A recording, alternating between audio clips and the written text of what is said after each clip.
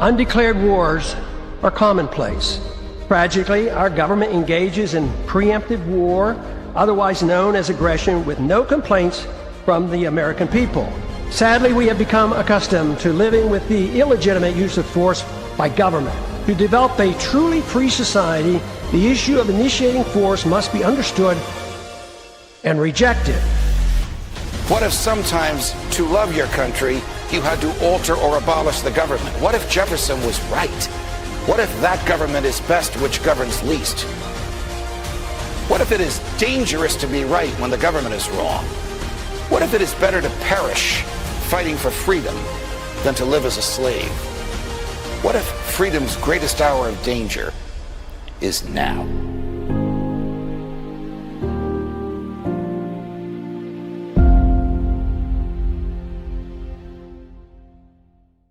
Hi, everyone. Judge Andrew Napolitano here for Judging Freedom. Today is Wednesday, July 1st, 2026. Gilbert Doctorow will be with us in a moment on drones over Moscow.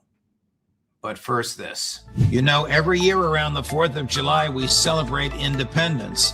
But here's the uncomfortable truth.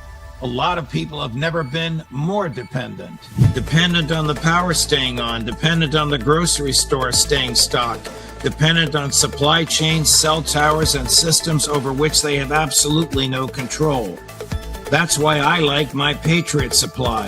They've helped millions of Americans become a little more self-reliant with emergency food, water filtration, backup power, and other preparedness essentials. Right now, they're celebrating America's 250th anniversary with some of their biggest savings of the year. Preparedness has never been about fear, it's about freedom. The freedom of knowing your family will be okay even if things don't go according to plan. Go to preparewiththejudge.com and take advantage of the Independence Day sale. That's preparewiththejudge.com. Gilbert Doctorow, welcome here, my dear friend. Thank you for accommodating my schedule. How serious are the Ukrainian drone attacks over Moscow and in the suburbs and out at the airport? Is this propaganda, or is this having an effect on the war, or is it both? Well, there are several dimensions to the drone war on Russia.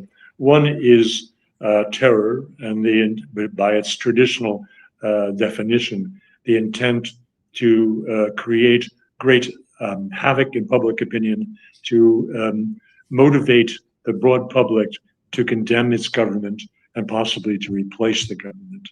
That is one dimension. And the attacks on Moscow are primarily of that variety, though not exclusively. Because a week ago, there was an attack on the major refinery serving the Moscow area. And that was not a terror attack.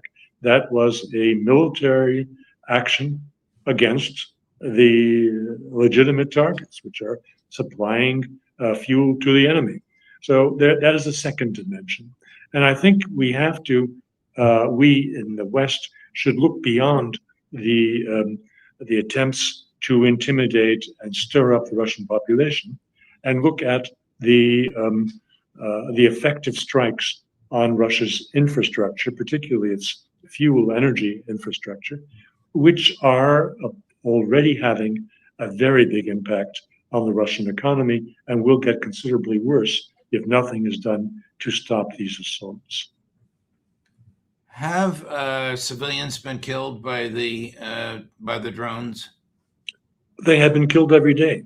Yes, of course, we go back a month or so and we have this dramatic attack on the teachers' school, which killed 21 or 25, depending on which numbers you're using, young women who were studying there in a nighttime attack.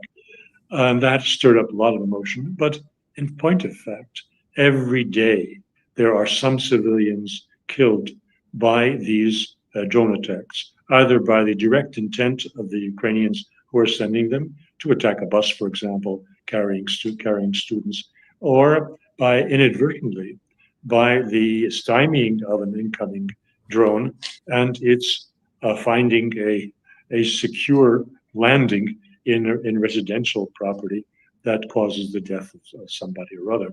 So this is news that is every day. Are the NATO instigated attacks on Russia increasing? By NATO instigated, I mean munitions, NATO intel, maybe even NATO operators increasing in quantity and quality. There are vast numbers of drone attacks. I would guess that a large number of these incoming drones, particularly those going just across the border or into Crimea, are Ukrainian manufactured. They're not long range, they're short range, and they are not vastly powerful, but they make life miserable for Russians living in the Russian Federation as it was defined before this war began, the border regions of Kursk, for example, and they are hit constantly. The Crimea is now being hit constantly. There is no feeling of security and safety in these territories. Now, that's one kind of drone. There are the long-range drones, which fit the description that you were just giving. They are clearly coming from the West. They are sophisticated drones, very unlikely that they are Ukrainian designed. They are nominally leaving the Ukrainian hands, so Ukrainian officer's hand touches the button to launch. But in reality, as you are suggesting, they have been they're targeting the necessary in-feed to make these drones operate at distances up to 1,000 kilometers from where they are launched within Ukraine. That is coming from the West, and particularly from the United States. It is intel that is making possible these dramatic attacks on Russian refineries and oil installations that are way beyond the capability of the Ukrainians, unaided Ukrainians. So the United States is directly participating in the war, as are major European countries. And that is a turning point that we are now at. Has this generated, I think it has because of the notes you've sent me, I'll use your phrase, broad public anger in Russia over the failure of President Putin to end the war now by force. Do you stand by that statement, and how do you characterize the broad public anger? Well, with very few exceptions, many of my colleagues who 3 months, 6 months ago took pleasure in announcing me as being an asset for MI6 when I dared to criticize the gently approach of Vladimir Putin to the conduct of the war and his failure to retaliate against the ever-increasing deathly threat of these various provocations. I was denounced, as I said. That's no longer the case. Even on your own program and on other major podcasts of last week, colleagues like Scott Ritter, who traveled in the Donetsk and came back saying what I was saying a year ago. But he didn't want to use television as a source that's valid. That he visited the front and he found exactly what I was saying, that the Ukrainians are fighting fiercely. And this is a difficult war. And Larry Johnson seamlessly has changed his story to my story. Not because I take personal credit for it, no. Very many authoritative observers have been saying the same thing, but perhaps not with as much visibility as your program has given to my statements.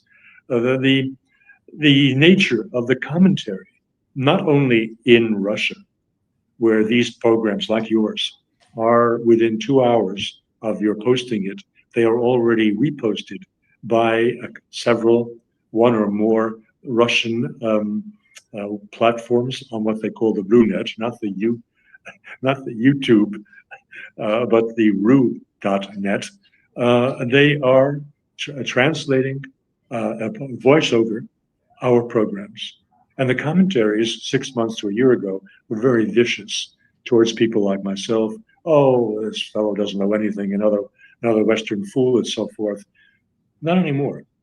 Even on these RuTube programs, the comments tend to be balanced. In the Western broadcast, as you would see following comments on our last chat a week ago, and on a couple of other major podcasts that I've taken part in the intermediate period, the comments are 50-50 now between Doctorow is an idiot and Doctorow is a genius. Well, I don't take credit for being either.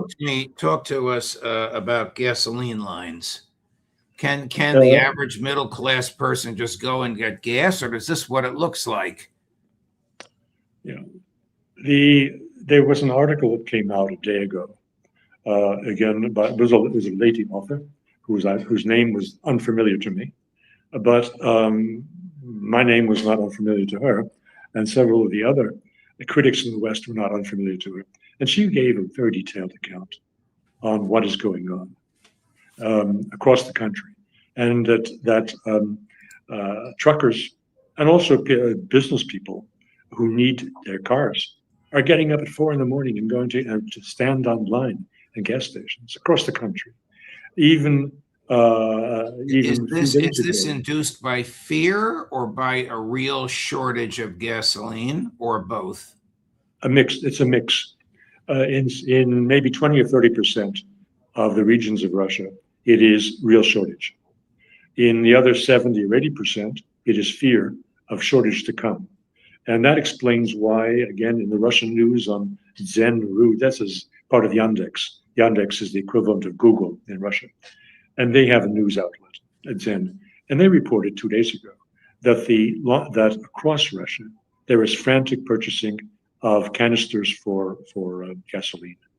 That means that exactly what President Putin spoke about as he wanting to prevent, that is fear of shortages motivating drastic activities. That's what's happening, in fact. Russians are going out to store gasoline. What do you think Zelensky's strategy is? I mean, surely his strategy is not to provoke President Putin to level government buildings in Kyiv. What does he want him to do? Attack Great Britain, France, and Germany so that NATO rises up even more so than it has already? I think the latter is the case, but let's take Zelensky out of the equation. Zelensky has been pushed this way and that. As recently as his attendance at the G7 conference, he was instructed to make great threats against Belarus, and he was told in no uncertain terms, "You will do this, or we can no longer guarantee your personal security." That's a pretty good message, which he received and acted upon. Behind him is the United States and Europe. Let's not, and I think that it's time to put aside this notion that Donald Trump has any possibility of being a broker in this, because the United States is supplying the vital military intelligence that makes possible the targeting of these refineries in the Urals and beyond. It is out of the ability of Europeans and is out of the ability, of course, of Ukrainians. So what Zelensky thinks is almost irrelevant. The program of attacks on Russia is coming from Washington and London and Berlin. What is the state of affairs in Crimea? Typically a location for Russian middle class and upper middle class to use for vacation purposes now that we're in the midst of the summer season. Well, I have friends who are living just in the hills above Feodosia. Feodosia is a port city, also a naval city, on the east coast of Crimea, and they're miserable. Their driver, the driver who serves them and others in the community living on the hill above Feodosia, he's a Crimean Tatar. He can't get gasoline, and so they are stuck up there without provisions and without the ability to come down to the beach. They're quite miserable, and the intercity buses have been curtailed greatly. Trains within Crimea and also trains connecting Crimea to Russia have been canceled. Our friends' train tickets to go back to Petersburg have been canceled. And they're left in limbo, how they're going to get home. Because Crimea, as one person said, it's been turned from a peninsula into an island. It has been cut off effectively by Ukrainian drone strikes on the roads leading into Crimea from mainland Russia. And of course, the bridge is under threat. A day ago, the same Zanru was reporting a line of more than 1,000 cars waiting to cross the bridge because traffic had been suspended over fear of drone strikes. Wow. So what are the hawks in the Kremlin telling President Putin he should do? As if I need to ask. But then I'm going to ask you, why isn't he answering? But take that ball and run with it, please. Well, I think it is safe to say that the hawks in and around the Kremlin are applying great pressure to Vladimir Putin to strike hard at Ukraine. And that means striking as you have said in the past, striking the military intelligence centers, the military coordination points, not just in Kiev, but across the Ukraine. And of course, wiping out the political class that now has had a chokehold on Ukraine since 2014, meaning killing Zelenskyy and his associates. That is all being demanded by hawks. Now, how Vladimir Putin will respond to this is unknown, unfathomable. Some of my colleagues are speaking about it as if they had taken the notebook from his back pocket and are reading the schedule of various European capitals that are about to be bombed. Nothing of the sort exists. People are speculating. They have a right to speculate, but speculation is not analysis, and we don't know what he will do. Wow. Here's President Putin 2 days ago, harshly critical of the West. Chris, cut number 3. Russia has encountered an unprecedented kind of pressure from the Western elites. They wanted to deal a strategic defeat against us on the battlefield. They wanted to destabilize our society, but they fail at everything. They continue to fund the Kiev regime that they use as a battering ram to destroy Russia. And let me emphasize that again, Russia can only be a strong and independent country, or there will be no Russia. There are only two paths. Whenever we show weakness, we are being ignored and being treated only with a violent approach. They always test us.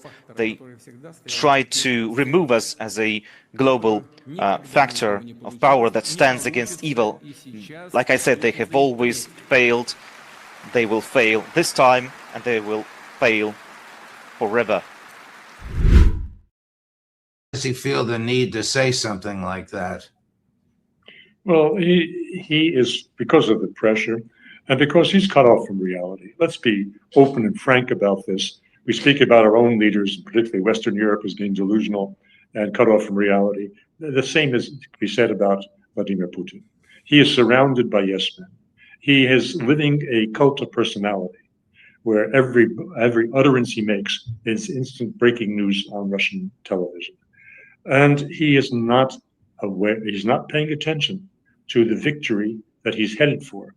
Yes, he will take Donbass. I agree with colleagues.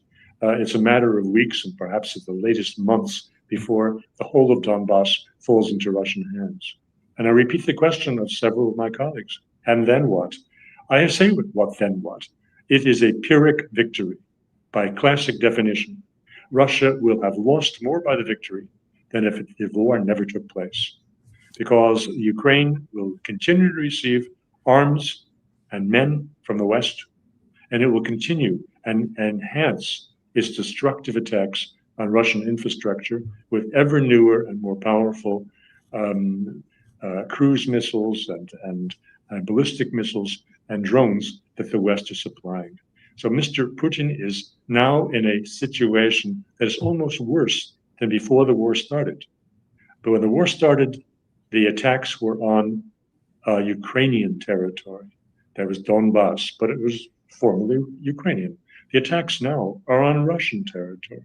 That didn't happen before February 2022. So he is headed for a Pyrrhic victory unless he changes his game plan, which may happen. You recently described him. This is a fascinating phrase. In one of your notes to me, you described President Putin as having gone into the late Gorbachev phase. What did you mean by that? Of course, we know who Mikhail Gorbachev was, and we also know that President Putin was not a fan of his predecessor, didn't even attend his funeral. But nevertheless, what did you mean Vladimir Putin is going into the late Mikhail Gorbachev phase? There are several dimensions to this. One is his making speeches constantly. Gorbachev became more and more verbal and occupied more and more television and radio and public appearances in the last most unsuccessful years of his time in office than earlier. So it is with Putin. He is constantly making speeches like the one you just had. It is getting all kinds of attention. He believes that's changing something. And he is now showing himself to be as naive in handling foreign affairs as Gorbachev was. Gorbachev had two big strikes against him. The first is he completely mismanaged the domestic economy, which was a disaster. Vladimir Putin, on the contrary, has done a fantastic job restoring the Russian economy and the Russian military. However, horses for courses, and this horse is not doing well on the present war course, and he is showing himself to be as cut off from a real solution as Gorbachev was when he was making friends with the U.S. administration. So as I understand you, the Kremlin does not have a list of options. It has one option, which is a massive and quick series of military strikes to end the war. Yes, and I emphasize strikes on Ukraine. There's absolutely no reason for Moscow to take the risk of attacking Tallinn, however much it might like to do that, and even acknowledging that 24 hours are enough to take full control of Estonia. That would appeal to a lot of Russians, but I think President Putin will not go that way. They just have to finish off Ukraine, the proxy, which is the essential element in the present aggressivity of Western Europe against Russia. You take out the proxy and Western Europe collapses like a deck of cards. Chris just posted the headline from an opinion piece on the Hill. I don't even know who wrote it, but it doesn't matter. The headline is intriguing. Putin's reign may not survive the impending fall of Crimea. Suppose the Ukrainians destroy that multi-billion-dollar architectural masterpiece, the bridge between Crimea and Russia. Or suppose the gasoline is so bad that it doesn't matter if the bridge is there because nobody can drive vehicles across it. Well, both possibilities are very real. I can't imagine President Putin staying in office if the Crimean bridge falls. But that's a personal opinion. It's not I don't think it's offered as a piece of analysis. The situation is dire, and the Crimea cannot fall to the Ukrainians. That is nonsense coming from the Hill. But Crimea, as Crimea's life is being made untenable, very, very difficult. So it is a big strategic defeat for the Russians if they cannot reverse this by doing what must be done. There's also President Putin is taking enormous risks domestically. Today's Financial Times has an article on his aligning himself with the United Russia Party at the very moment when United Russia's party has been hemorrhaging in voter support. And they say this is the first time since 2007 that the United Russia Party identifies itself as the party of the president. Now, that is, to my mind, this alignment that he's made with United Russia, it shows that he really has lost touch. Do we need to take some of these reports about gasoline lines and stranded, even though you have the personal contact with the people on the hilltop in Crimea, with a little bit of grain of salt, as they might be pushed by the CIA and MI6? This is dangerous logic. When the truth becomes no less a truth based on who supports it. Either it's true or it's untrue. And these gasoline in Russia is as much a political issue as it would be in the United States. It does not help the standing of President Putin that he had to acknowledge the severe difficulties that his government is having in managing fuel supply across the country. Wow. Chris, you can put up that teenager from Ukraine. Have you seen, let's see if we can get him. Have you seen this kid? I don't know who he is. He's Ukrainian.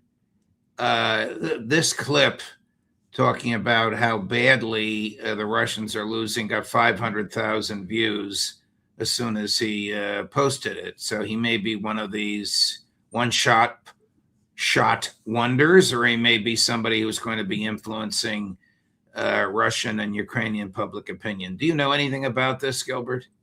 No, I don't. I haven't followed. Okay. What do you think President Putin will do? Will he be in office by Christmas time? If he does nothing, he won't be in office. But I think he is a sufficiently skilled and experienced politician to do something. The question is what? I'm very hopeful that he will stay within the limits of attacking Ukraine. That will greatly restore his standing with the people. They're seeing nothing happening except rather empty, vapid statements that he's made in the last few days, and that his subordinates basically screaming into their phone screens. Some reason we're hearing that other clip, Chris. Okay, I'm sorry. Finish where you were, Gilbert. Well, there are a lot of dramatic material coming up on the internet, and some of it is propaganda, and some of it is not. The reality of hardship the Russians are experiencing 5 years into the war is a major setback for the popularity of Vladimir Putin and for his ability to stay in office. There is a poll that is more important than all of the polls taken by political scientists, Russian and ours. The poll is called the elections to the Duma on the 20th of September. That will be of decisive importance for President Putin, his hold on power, his ability to manage the political agenda. It's almost the same sort of existential challenge that Donald Trump faces in November.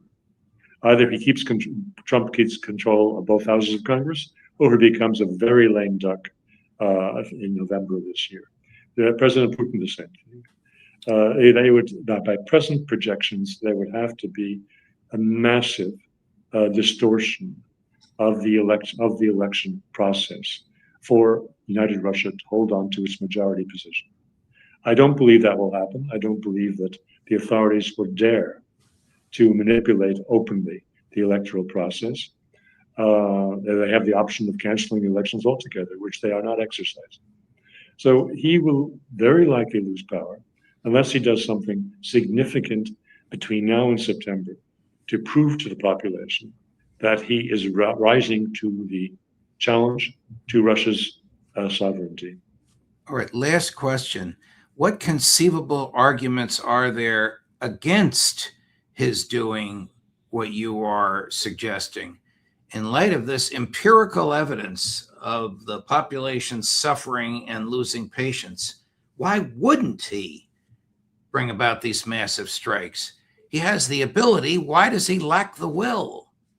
Well, it's not a new question. We've been asking that ourselves for weeks, if not months. Yes. And I don't have a better answer to it today than I did last week when we just touched on the same question. There are many speculations. The role of the liberals with a capital L within his government, who he has kept from the Yeltsin period because of his obligations to the person who put him into power, Boris Yeltsin. The oligarchs and their interests from the continuing war, and the security agencies, which are receiving ever more strength in controlling the population as a result of the war being so unpopular as it is today. So there are various organizations around him that do not let him do what has to be done. The question remains is a question that Tolstoy put in his philosophical Moments of War and Peace. Do the people control the leader, or does the leader control the people? That is an open question today. Gilbert Doctorow, thank you very much, my dear friend. We'll be taking some time off. I'll be traveling, but we'll look forward to seeing you in the middle of July. All the best. Thanks. Thank you. Coming up later today on all of this, at 2 o'clock, Colonel Douglas McGregor. At 3 o'clock, Aaron Mate, Judge Napolitano for Judging Freedom.